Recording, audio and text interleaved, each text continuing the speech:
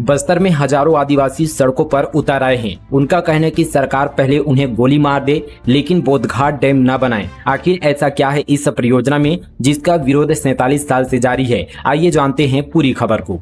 बस्तर की 47 साल पुरानी बोधघाट परियोजना एक बार फिर विवादों में है। राज्य सरकार द्वारा दोबारा सर्वे शुरू किए जाने के बाद आदिवासी समाज सड़क पर उतर आया है।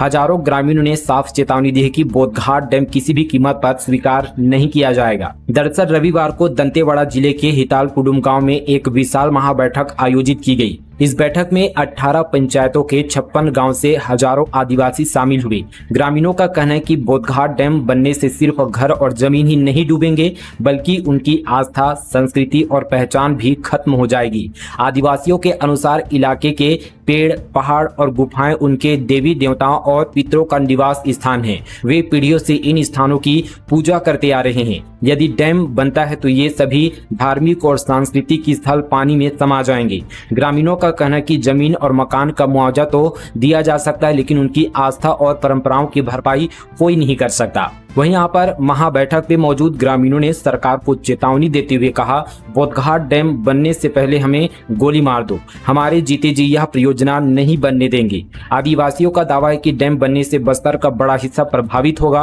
और हजारों लोगों को विस्थापन का सामना करना पड़ेगा। दिलचस्प बात यह है कि जिस यहाँ पर हिताल कुडुम गाँव में यह महाबैठक हुई वहीं से वर्ष 1980 में बोधघाट परियोजना की शुरुआत हुई थी, लेकिन लगातार विरोध और आंदोलनों के चलते करीब 47 साल बाद भी यह परियोजना पूरी नहीं हो सकी। अब सरकार द्वारा फिर से सर्वे शुरू किए जाने पर ग्रामीणों ने उसी जगह से आंदोलन का बिगुल फूंक दिया है। आदिवासियों का आरोप, दरअसल बैठक में शामिल लोगों का आरोप है कि विकास के नाम पर सरकार उन्हें उनकी पुश्तैनी जमीन, जल जंगल, जमीन और सांस्कृतिक विरासत से दूर करने की तैयारी कर रही है।